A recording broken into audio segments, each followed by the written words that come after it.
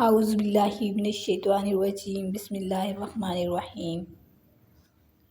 اور ہو سکتا ہے کہ جو چیز تمہیں پسند نہ کرو اسی میں تمہارے لیے بھلائی ہو، اور جو چیز تم پسند کرو اسی میں تمہارے لیے برائی ہو۔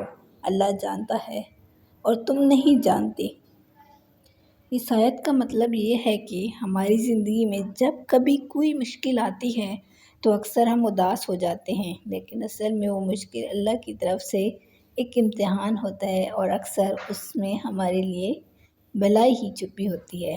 کبھی کبھی ہم کسی چیز کو پسند کرتے ہیں، لیکن اللہ جانتا ہے کہ وہ چیز ہمارے لیے ایک نقصان کا سبب بن سکتی ہے، اس لیے ہر وقت اللہ کی حکمت پہ بھروسہ کرنا چاہیے۔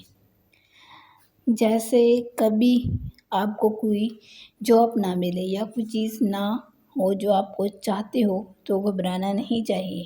شاید اللہ پاک آپ کے لیے اس سے ایک بہترین راستہ بنا رہا ہو۔ ہمارا کام تو